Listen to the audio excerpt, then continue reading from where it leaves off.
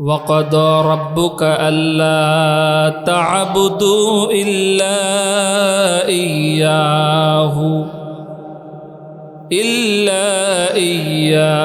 وبالوالدين إحسانا জোরে বলি সুবহানাল্লাহ। আল্লাহ বলেন ওয়াকাদা আয় আমারা আয় হাকামা আয় ওয়াআযা, আমি তোমাদেরকে আদেশ দিচ্ছি, হুকুম দিচ্ছি, নির্দেশ দিচ্ছি। রব্বুকা আয় রব্বি আল্লাহ, ওয়াকাদা রব্বুকা তোমার রব, তোমার প্রতিপালক আদেশ দিচ্ছেন। বলেন আমাদের রবকে, মোহাব্বতের সাথে বলেন কে? ইন্নাল্লাযীনা ক্বালু রাব্বুনাল্লাহ সুম্মা ইসতাকামু ফালা খাউফুন আলাইহিম ওয়ালা হুম ইয়াহজানুন। আল্লাহু আকবার। আল্লাহ বলেন ইন্নাল্লাযীনা ক্বালু রাব্বুনাল্লাহ, নিশ্চয় যারা বলবে আমাদের রবকে, মোহাব্বতের সাথে বলেন আমাদের রবকে, সুম্মা ইসতাকামু এই কথার উপরে অটল থাকবে, অবিচল থাকবে। আল্লাহ বলেন ফালা খাউফুন আলাইহিম, তাদের কোনো ভয় নাই, তাদের কোনো চিন্তা নাই। এই জন্য আমাদের রবকে স্বীকার করিনি আমরা। সেই রব আমাদেরকে আদেশ দিচ্ছেন, হুকুম দিচ্ছেন, নির্দেশ দিচ্ছেন, নাকি কোনো প্রেসিডেন্ট দিচ্ছেন, মন্ত্রী দিচ্ছেন? না, আমি নির্দেশ দিচ্ছি। এই কোরআন আল্লাহ তাআলা নির্দেশ দিচ্ছেন। কি নির্দেশ দিচ্ছেন? আল্লাহ এই আয়াতে দুটো নির্দেশ দিয়েছেন। কয়টা নির্দেশ? আল্লাহ রাব্বুল আলামিন এই আয়াতে দুটো নির্দেশ দিচ্ছেন। কয়টা? আল্লা তা'বুদু ইল্লা ইয়্যাহু ওয়া বিল ওয়ালিদাইনি ইহসানা। আমার কথা আপনারা বুঝেন তো? কেমন বুঝা যায়? দুটো আদেশ দিচ্ছেন, নির্দেশ দিচ্ছেন। এক নাম্বার, আল্লা তা'বুদু ইল্লা ইয়্যাহু, ও বান্দা তোমরা আমি আল্লাহ ছাড়া আর কাহারও ইবাদত করিও না। ইবাদত করব কার? আল্লাহ বলেন কুল ইন্না সালাতি ওয়া নুসুকি ওয়া মাহইয়ায়া ওয়া মামাতি লিল্লাহি রাব্বিল আলামিন। আল্লাহ বলেন কুল, হে নবী আপনি জানায় দেন, ইন্না সালাতি নিশ্চয় আমার নামাজ, ওয়া নুসুকি আমার কুরবানি, ওয়া মাহইয়ায়া আমার জীবন, ওয়া মামাতি আমার মরণ কার জন্য বলেন? যদি আল্লাহ ছাড়া আর কাহার ইবাদত করেন এটার নাম হয়ে যাবে শিরক। কি হয়ে যাবে? শিরক করা যাবে না রে ভাই। সেজদার মালিক আল্লাহ, ইজ্জতের মালিক আমার আল্লাহ, সম্মান দেওয়ার মালিক আমার আল্লাহ। দুনিয়ার কেউ আমার ইজ্জত দেওয়ার মালিক নয়, দুনিয়ার কেউ আমার সম্মান দেওয়ার মালিক নয়। এরে নবীর উম্মতের দল, আল্লাহ বলেন ইয়া আইয়ুহান নাসু উবুদু রাব্বাকুমুল্লাযী খালাকাকুম ওয়াল্লাযীনা মিন ক্বাবলিকুম লাআল্লাকুম তাত্তাকুন। হে মানুষ, তোমরা আমি আমার রবের ইবাদত করো, যেই রব তোমারে বানাইছে, তোমার পূর্ব জাতিকে বানাইছে, তোমরা সেই রবের ইবাদত করো। ঠিক কিনা বলেন? আপনি যদি আল্লাহ ছাড়া আর কাহার ইবাদত করেন এটার নাম হয়ে যাবে শিরক। আর শিরক এমন একটা গুনাহ, আল্লাহ বলেন ইন্নাশ শিরকা লাযুলমুন আযীম, নিশ্চয় শিরক হচ্ছে মহা জুলুম। এজন্য আল্লাহর এক নম্বর আদেশ, শিরক করা যাবে না। ইবাদত করব কার? দুই নাম্বার সংক্ষেপ করে দিচ্ছি। দুই নাম্বার, ওয়াবিল ওয়ালিদাইনি ইহসানা, তোমরা তোমাদের মা এবং বাবার সাথে ইহসান করো, সদাচরণ করো। জোরে বলে সুবহানাল্লাহ। আল্লাহ বলেন তোমরা তোমাদের মা এবং বাবার সাথে কি করো? ইহসান করো। কি করো? আল্লাহ বলেন নাই ইনসাফ করো, আল্লাহ বলেছেন ইহসান করো। এখন ইহসান কাকে বলা হয় আর ইনসাফ কাকে বলা হয়?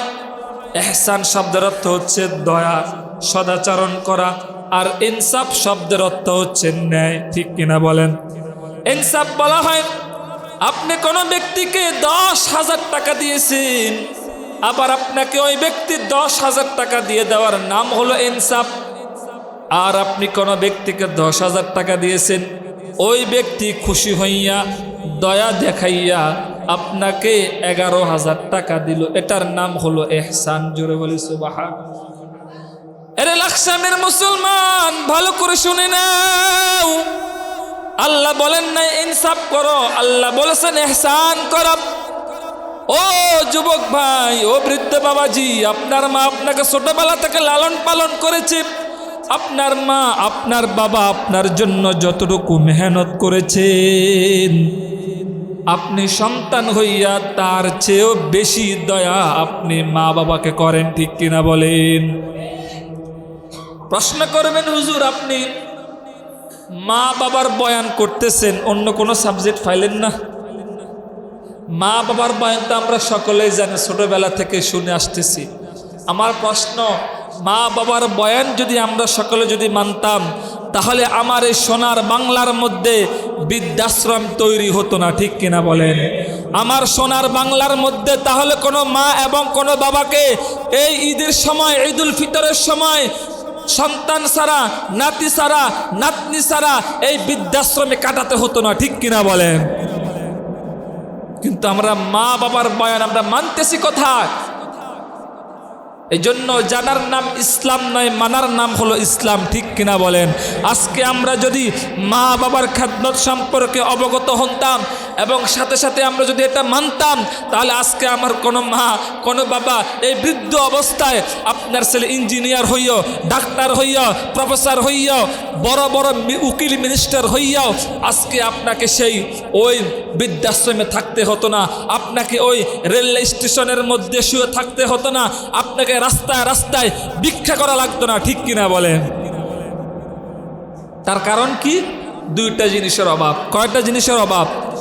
এক নাম্বার ধর্মীয় শিক্ষা নাই, দুই নাম্বার কোনো মুরব্বী নেই। কথা বুঝতে পারতেছি? এক নাম্বার কি নাই? ধর্মীয় শিক্ষা নাই।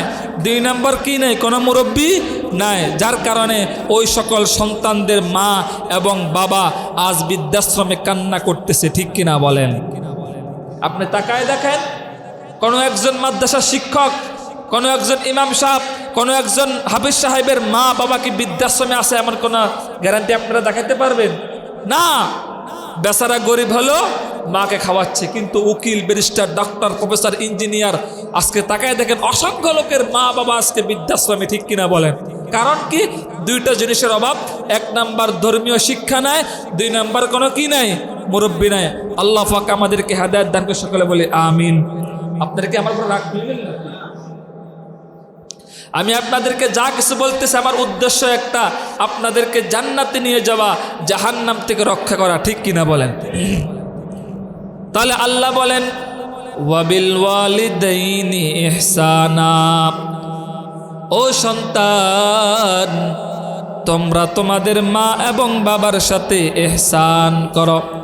এখন কিভাবে আপনি আপনার মা এবং বাবার সাথে ইহসান করবেন আল্লাহ জানায় দেন। যারা পারেন তারা বলেন ইম্মা ইয়াবলুগান্না ইনদাকাল কিবারা আহাদুহুমা আও কিলাহুমা ফালা তাকুল লাহুমা উফফিন ওয়ালা তানহারহুমা ওয়াকুল লাহুমা কাওলান কারীমা। জোরে বলি সুবহানাল্লাহ।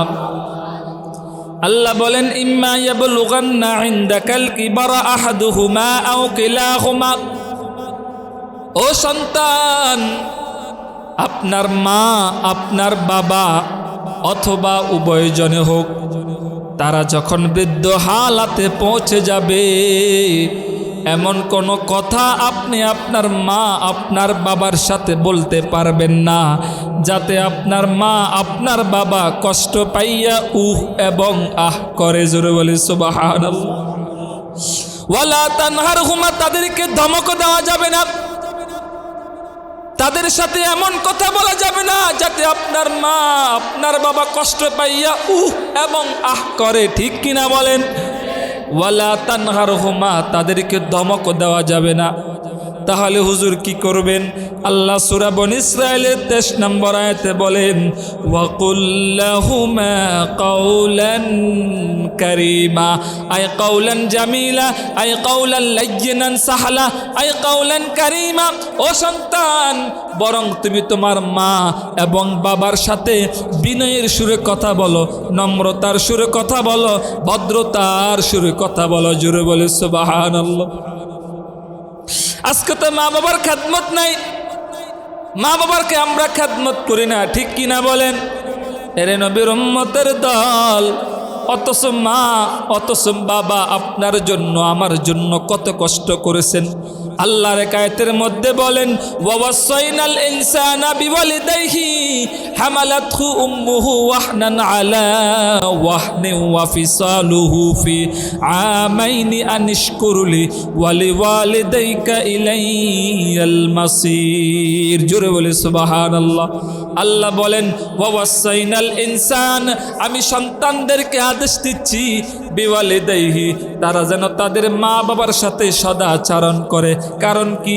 হামালাতহু উম্মুহু ওয়াহনান আলা ওয়াহনি ওয়া ফিসালুহু ফি আমাইনি, কারণ তার মা তার বাবা কষ্টের পর কষ্ট করে দীর্ঘ 2 বছর ধরে তার মা তার বাবা কষ্ট করে তাকে লালন পালন করেছে। ঠিক কিনা বলেন?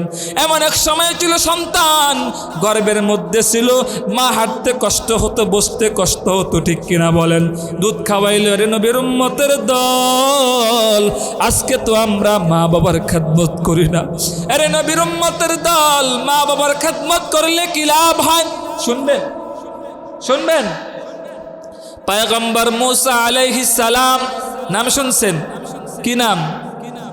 পয়গম্বর মূসা আলাইহিস সালাম একদিন আল্লাহর কাছে বলে, আয় আল্লাহ, আপনার হাবিব তো বলেছেন লিকুল্লি নাবিয়্যিন রফিক, প্রত্যেক নবীকে আপনি যখন জান্নাত দিবেন, জান্নাতে তার সাথে একজন বন্ধু থাকবে।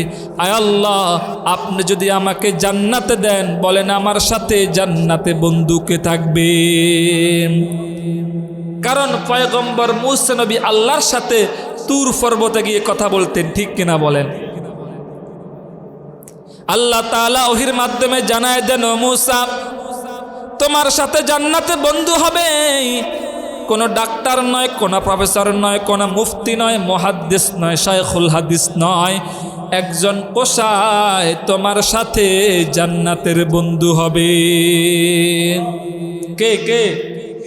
কসাই চিনেন? যে বাজারে গোস্ত বিক্রেতা করে। ফাতাআজ্জাবা মূসা, পয়গম্বর মূসা নবী অবাক হয়ে গেলেন। আল্লাহ, আপনি কি বললেন? একজন কসাই, আপনি একজন তাহাজ্জুদ গুজারির কথা বললেন না, ভালো একজন আলেমের কথা বললেন না, যে ব্যক্তি বাজারের মধ্যে গোস্ত বিক্রেতা তার কথা আল্লাহ আপনি কেন বললেন? আয় আল্লাহ, আমি তারে একটু দেখতে চাই। আল্লাহ বললেন, ফাকালা ইযহাব ইলা সুক, যাও তুমি অমুক শহরের অমুক বাজারের অমুক দোকানে চলে যাও। জোরে বলে সুবহানাল্লাহ। কিতাবের মধ্যে ঘটনা এসেছে, আমার বানানো কিচ্ছা নাই। পয়গম্বর মূসা আলাইহিস সালাম খোঁজ নিয়া ওই বাজারের দোকানের সামনে চলে গেলেন। যাওয়ার পরে সন্ধ্যা পর্যন্ত ওই দোকানে তিনি অপেক্ষা করলেন। সন্ধ্যা যখন হয়ে গেল, ওই কসাইওয়ালা একটা থলের মধ্যে গোস্তের টুকরা নিয়া বাড়ির দিকে রওনা হয়ে গেলেন। পয়গম্বর মূসা আলাইহিস সালাম তিনি নিজের পরিচয়টাকে গোপন করে তিনি বললেন, ও ভাই, আমি একজন মুসাফির মানুষ, তুমি কি আমার সাথে আজকে রাত্রে থাকার জন্য অনুমতি দিবানি? সুবহানাল্লাহ বলেন না। এটার উদ্দেশ্য হলো তাকে দেখা সে কি আমল করে। ঠিক কিনা বলেন? ওই কসাইওয়ালা বলতেছেন, ঠিক আছে, কোনো সমস্যা নাই, চলেন আমার সাথে। পয়গম্বর মূসা নবী তার সাথে চলে গেলেন। যাওয়ার পরে পয়গম্বর মুসা নবী দেখলেন ওই আল্লাহর বান্দা বাড়িতে যাওয়ার পরে নিজ হাতে গোস্তের থল থেকে গোস্তের টুকরাটা নিয়ে কেটে কেটে বিভিন্ন মশলা মিক্সার করিয়া গোস্তটা রান্না করলেন। রান্না করার পরে পয়গম্বর মুসা নবী দেখলেন ওই আল্লাহর বান্দা আমাদের ঘরের, আমরা এদিকে মেজো বলি বা দমদমা বলি, কি বলেন আপনার এদিকে? কেউ মেজো বলে, কেউ দমদমা বলে। ওই দমদমা বা মেজো থেকে একটা জুড়ি নামাইলেন। কি নামাইলেন? জুড়ি নামাইলেন। আর জুড়ির মধ্যে দেখলেন একটা কবুতরের বাচ্চার মতো একটা বৃদ্ধ মহিলাকে দেখা যায়। পয়গম্বর মুসা নবী অবাক হয়ে গেলেন, ওই আল্লাহর বান্দা কোসাই। ওই মহিলাকে নামানোর পরে ওই মহিলাকে গোস্ত তো খেতে পারে না, গোস্তের ঝোলগুলো চামচ দিয়ে কেটে কেটে মহিলাকে খাওয়াই দিলেন। খাওয়ানোর পরে পয়গম্বর মুসা দেখলেন ওই আল্লাহর বান্দা কসাই ওই মহিলা যে জায়গায় প্রস্রাব করে, বাথরুম করে, কিতাবে ঘটনা এসেছেন ওই মহিলাকে তার পুরাতন কাপড়গুলো খুলে নতুন কাপড় পরায় দিলেন। তাকে যখন আগের জায়গা রাখবেন, যাওয়ার আগে ওই মহিলাটা যেন হাত তুলেন কবুতরের বাচ্চার মতো। ওই মহিলাটা যেন আস্তে আস্তে যেন কি বলে ফেললো। বলার পরে পয়গম্বর মুসা নবী বলতেছেন, ও ভাই ইনি কে? কে উনি কে? শুনবেন না আপনারা উনি কে? ওই মুসা ওই যুবকটা ডাক দিয়া কয়, দুইটা চোখের পানি ছেড়ে দিয়া বলতেছেন, ও ভাই এই মহিলাটা আমার একমাত্র দুখুনি আম্মা জান। বলে কি এই হালাত কেন? তোমার মা লাস্টে কি বললো? ঠোঁটে আস্তে আস্তে কি বলল? এবার যুবকটা দুইটা চোখের পানি ছেড়ে দিয়ে কান্না করে বলল, ও ভাই আমার বাবা ছোট হালাতে মারা গিয়েছে। আমার মা অন্যের বাড়িতে ভিক্ষা করে করে আমাকে লালন পালন করে এত বড় করেছে, বিয়ে দিয়েছেন। আমার মা আজকে বহু বছর আজকে অসুস্থ অবস্থায় রয়েছেন। জায়গায় প্রস্রাব করে, জায়গায় বাথরুম করে, একেবারে পঙ্গু হয়ে গিয়েছেন। আমি সকালবেলা যখন বের হয়ে যাই, সন্ধ্যাবেলা যখন আসি, আমি প্রত্যেক দিন গোস্ত এনে মাকে রান্না করে ঝোলগুলো খাওয়াই। আমার মা খাইয়া প্রত্যেক দিন আল্লাহর কাছে একটাই দোয়া করে, আয় আল্লাহ আমার সন্তান আমাকে এত আদর যত্ন করে। আয় আল্লাহ আমি আপনার কাছে টাকা চাই না, পয়সা চাই না। আয় আল্লাহ মাওলাই কারীম, আয় আল্লাহ আমি আপনার কাছে একটা জিনিস চাই, আপনি আমার সন্তানটাকে এই জামানার নবী পয়গম্বর মুসা আলাইহিস সালামের সাথে জান্নাতের বন্ধু বানায় দিন। ও আমার প্রাণের মা, মা গো মা, কোথায় গেলে মোরে ছাড়িয়া? জনম দুঃখী ইয়াতীম আমি, চাই না কে হো ফিরিয়া। ঠিক কিনা বলেন? বাজান একটু দিলটাকে নরম করেন না। অনেকের তো মা কবর দেশে চলে গেছে। আজকে যদি মা থাকতো, বাবা থাকতো, আপনি যখন নামাজে আসতেন আপনার মা আপনাকে বলতো, বাবা কিছু খেয়ে যা না, বাবা তোর কোনো কিছু লাগবে, ঠিক কিনা বলতেন। কিন্তু আজকে অনেকের মা নাই, কবর দেশে চলে গেছে। ও আমার প্রাণের মা, মা গো মা, কোথায় গেলে মোরে ছাড়িয়া? জনম দুঃখী ইয়াতীম আমি, চাই না কে হো ফিরিয়া। জীবনের মূল কষ্ট মায়ের প্রসব বেদনা, সাত আসমান সাত জমিন তখন মায়েরই মাথায়। ঠিক কিনা বলেন? এমন মাকে কেমন আজি যাব আমি ভুলিয়া, ও আমার প্রাণের মা, মা গো মা, কোথায় গেলে মোরে ছাড়িয়া, জনম দুঃখী ইয়াতিম আমি, চাই না কেহ ফিরিয়া। জোরে বলেন আল্লাহু আকবার, আর জোরে বলেন আল্লাহু আকবার। পয়গম্বর মুসা নবী চোখের পানি ছেড়ে দিলেন, ডাক দিয়া কয়, যুবক তুমি কি আমাকে চেনো? আমি কে? বলে না না, আপনি কে? বলে আনা মুসা আলাইহিস সালাম। ও যুবক, তুমি যে তোমার মায়ের খেদমত করো, মায়ের সেবা শুশ্রূষা করো, আর তোমার মা তোমার জন্য যে প্রত্যেক দিন আল্লাহর কাছে দোয়া করতেন, আয় আল্লাহ আমার সন্তানটাকে পয়গম্বর মুসা নবীর সাথে জান্নাতের বন্ধু বানায় দিন।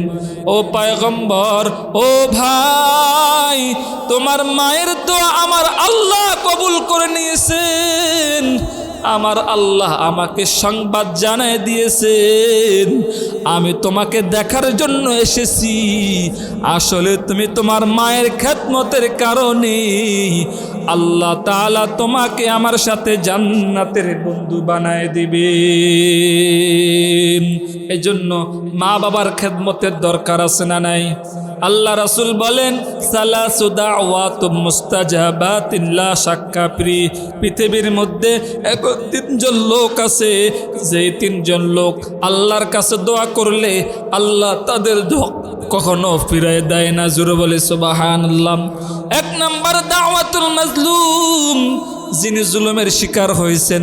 দুই নাম্বার ওয়াদাওয়াতুন ওয়ালাদু আলা ওয়ালাদিহি, যদি কোনো মা বাবা সন্তানের জন্য দোয়া করে আল্লাহ সেটাও কবুল করে নেন। আবার যদি সন্তানের জন্য মা এবং বাবা বদদোয়া করে আল্লাহ সেটাও কবুল করে নেন। জোরে বলে সুবহানাল্লাহ। এজন্য যুবক ভাই, মা বাবার খেদমত করে নেন, মা বাবার কাছ থেকে দোয়া নেন। আল্লাহ রাসূল বলেন, রাগিমা আনফুন সুম্মা রাগিমা আনফুন সুম্মা রাগিমা আনফুন, কিলা ইয়া রাসূলুল্লাহ ওয়া মা হিয়া। আল্লাহর নবী বলেন, ওই ব্যক্তির নাক ধুলায় মলিন হোক, ওই ব্যক্তির নাক ধুলায় মলিন হোক, ওই ব্যক্তির নাক ধুলায় মলিন হোক। বলে কোন ব্যক্তি? যেই ব্যক্তি মা বাবাকে পাইয়া খেদমত করলো না, ওই ব্যক্তি জাহান্নামে যাবে। জোরে বলে নাউজুবিল্লাহ। এজন্য মা এবং বাবার খেদমতের দরকার আছে না নাই? আল্লাহর নবীর একজন সাহাবী আলকামা রাদিয়াল্লাহু তাআলা আন, কি নাম? সবাই বলেন। আলকামা রাদিয়াল্লাহু তাআলা আন, আল্লাহর নবীর একজন সাহাবী। ওই সাহাবী যখন মৃত্যু শয্যায় সাজ্জিত হয়ে গেলেন, মুখের মধ্যে কালেমা আসে না। তার স্ত্রীরা তাকে কালেমা পড়ায়, কিন্তু মুখের মধ্যে কালেমা আসে না, জবান বন্ধ হয়ে গেছে। আলকামার স্ত্রী আল্লাহর নবীর দরবারে এসে বলতেছেন, ইয়া রাসূলুল্লাহ, ইয়া হাবিবাল্লাহ, আপনার সাহাবী আলকামা রাদিয়াল্লাহু তাআলা আন মৃত্যু শয্যায় সাজ্জিত হয়ে গেছেন। ওকে বারবার কালেমা পড়াচ্ছে, কিন্তু সে কালেমা পড়তে পারতেছে না, আপনি একটু দেখে যান। আল্লাহ রাসূল সাল্লাল্লাহু আলাইহি ওয়াসাল্লাম বেলাল রাদিয়াল্লাহু তাআলা আন, সালমান ফারসি রাদিয়াল্লাহু তাআলা আন, এইভাবে 5-6 জন সাহাবীকে পাঠাইলেন আলকামাকে দেখার জন্য। জোরে বলে সুবহানাল্লাহ। ঘটনাটা হয়তো বা অনেকে জানেন, আমি আবার পুনরাবৃত্তি করতেছি নসিহতের জন্য। আলকামা রাদিয়াল্লাহু তাআলা আনহুর বাড়িতে ওই সাহাবায়ে কেরামেরা চলে গেলেন। যাইয়াও তারাও বারবার কালেমা পড়ায়, কিন্তু আলকামার মুখে কালেমা আসে না। বেলাল রাদিয়াল্লাহু তাআলা আনহু আল্লাহর নবীর কাছে এসে বসলেন, ইয়া রাসূলুল্লাহ, ইয়া হাবিবাল্লাহ, আমরা আলকামাকে বারবার কালেমার তালকিন দেই, কিন্তু আলকামার মুখে কালেমা আসে না। এবার আল্লাহ রাসূল বলতেছেন, ও সাহাবায়ে কেরাম, ও বেলাল, খোঁজ নিয়ে দেখো আলকামার মা অথবা বাবা জীবিত আসেনি। সুবহানাল্লাহ বলেন না? আলকামার মা অথবা আলকামার বাবা জীবিত আছেন একটু তাকায় দেখো, খোঁজ নিয়ে তাকায় দেখেন আলকামার মা না বাবা নাই, কিন্তু মা বেঁচে আছে। বলতেছেন মাকে খবর দাও। আলকামার মাকে খবর দেওয়া হলো। আলকামার মা একটা লাঠির উপরে ভর দিয়ে দিয়ে দিয়ে দিয়ে নবীজির দরবারে হাজির হয়ে গেলেন। সুবহানাল্লাহ বলেন। আসিয়া সালাম দিলেন। যারা পারেন তারা বলেন আসসালাতু ওয়াসসালামু আলাইকা ইয়া রাসূলুল্লাহ, আসসালাতু ওয়াসসালামু আলাইকা ইয়া হাবিবাল্লাহ, আসসালাতু ওয়াসসালামু আলাইকা ইয়া রাহমাতাল লিল আলামিন, ইয়া রাসূলুল্লাহ, ইয়া হাবিবাল্লাহ, আপনি আমাকে কেন সংবাদ দিলেন? আল্লাহর নবী ডাইরেক্ট বলতেছেন, বলেন তো আপনার সন্তান আলকামা কেমন? কারণ একটা সন্তান কেমন, ভালো না খারাপ, কেউ না জানলেও তার দুঃখিনী মা এবং বাবা জানে, ঠিক কিনা বলেন? কারণ তার মা তাকে গর্ভে ধারণ করছে, সে জানে। আলকামার মা বলতেছেন, আমার সন্তান 5 ওয়াক্ত নামাজ পড়ে, তাহাজ্জুদ পড়ে, রোজা রাখে, দান খয়রাত করে, ইবাদত করে, আলহামদুলিল্লাহ আমার সন্তান খুবই ভালো। এবার বলতেছেন, বলো তো আলকামা তোমার সাথে কেমন খারাপ ব্যবহার করে? এবার আলকামার মা 2টা চোখের পানি ছেড়ে দিয়া বলতেছেন, আলকামা আমার সাথে খুবই খারাপ ব্যবহার করে। বলে কি ব্যবহার? বলে একদিন আমি আমার আলকামে ঘরের মধ্যে বিয়ে করাইয়া ঘরের ভিতরে আনছি, বহুদিন হয়ে গেল, হঠাৎ একদিন কি যেন একটা নিয়ে তর্ক ভিতরে লেগে গেল। আলকামা আমাকে মাথার মধ্যে আঘাত করেছেন, আমাকে ঘর থেকে তাড়ায় দিয়েছেন, আজকে আমি বহুদিন যাবৎ বাইরে আছি। বলতেছেন আলকামাকে ক্ষমা করে দেন। বলে আলকামার মুখের মধ্যে কালেমা আসে না, জবান বন্ধ হয়ে গেছে, কারণ সে মারা গেলে জাহান্নামে যাবে, কারণ মা বাবাকে কষ্ট দিয়েছে, ঠিক কিনা বলেন? আরে নবীর উম্মত, কারণ আল্লাহ রাসূল বলেন মা এবং বাবার পায়ের নিচে হলো সন্তানের বেহেশত, ঠিক কিনা বলেন? এর নবীর উম্মত, যেই ব্যক্তি মা বাবার খাদমত করলো সেই ব্যক্তি জান্নাত ওয়াজিব করতে পারলো, যে খাদমত করলো না সেই ব্যক্তি জাহান্নাম ওয়াজিব করলো, ঠিক কিনা বলেন? এর নবীর উম্মতের দল, ভালো করে শুনে নেন, সংক্ষেপ করে বলে সময় সংক্ষিপ্ত। এবার আলকামা মা এই কথা বলার পরে আল্লাহ নবী সাহাবী বলে, আলকামা, ওই সাহাবায়ে কেরাম তোমরা লাকড়ি জোগাড় করো। কি জোগাড় করো? লাকড়ি জোগাড় করো। আলকামাকে মরার আগে জীবন্ত আগুনের মধ্যে তাকে ফেলে হত্যা করা হবে। জোরে বলে নাউজুবিল্লাহ। দাউল অনেকগুলো লাকড়ি জোগাড় করা হলো, আলকামাকে আগুনের মধ্যে জ্বালানো হবে। আলকামার মা এখানে দাঁড়িয়ে আছে, আল্লাহ রাসূল এখানে দাঁড়িয়ে আছে, আলকামা ঘরের ভিতরে। আলকামার মায়ের সামনে যখন দাও দাও করে আগুন জ্বলতেছেন, কারণ মা এমন একটা জিনিস, মা এবার চিৎকার করে কান্না করে বলতেছে, ইয়া রাসূলুল্লাহ, ইয়া হাবিবাল্লাহ, আপনি আমার সন্তানের আগুনের মধ্যে জ্বালাইয়েন না, আমি আমার সন্তানকে মাফ করে দিয়েছি, আপনি আপনার সন্তানকে জ্বালাইয়েন না। এই কথা যখন বলল, ডাইরেক্ট ঘর থেকে সংবাদ আসলো, আলকামায় মাত্র লা ইলাহা ইল্লাল্লাহু মুহাম্মাদুর রাসূলুল্লাহ বলিয়া মৃত্যু বরণ করে ফেললেন। এবং ওই সাহাবীর কালেমা জানাজা আল্লাহ রাসূল পড়াইছেন। এজন্য তাকায় দেখেন, মা বাবার বদদোয়ার কারণে সন্তানের মুখে কালেমা জবান বন্ধ হয়ে গেছে। আমাদের কি এরকম হতে পারে না? এজন্য মা এবং বাবার দোয়া দরকার আছে না নাই?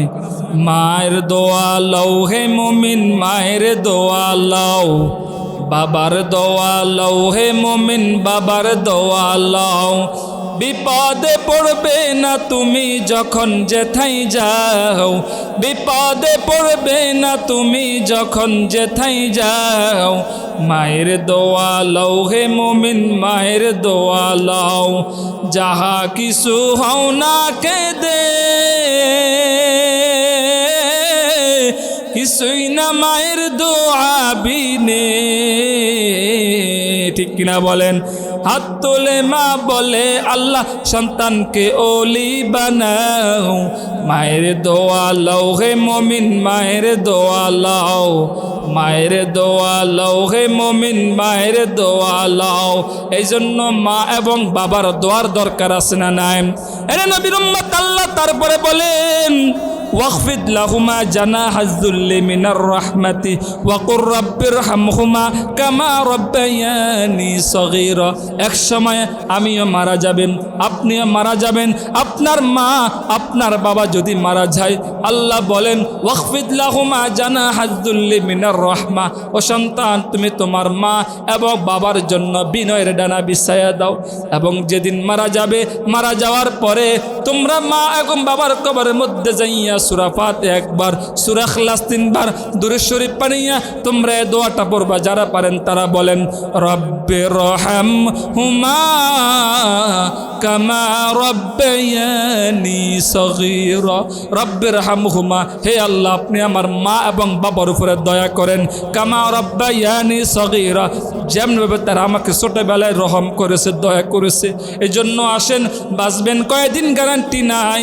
যাদের মা বাবা বেঁচেছে তাদের খেদমত করবেন, রাজি আছেন না নাই? আর যাদের মা বাবা বেঁচে নাই তাদের জন্য দোয়া করবেন, ইস্তেগফার করবেন, মিলাদ পড়াবেন, তাদের জন্য দান খয়রাত করবেন। আল্লাহ পাক রব্বুল আলামিন আমি যে কথাগুলো বলেছি আগে আমাকে আমল করার, তারপর আপনাদের সবাইকে কথাগুলো বুঝবার এবং আমল করার তৌফিক সকলে বলে আমিন।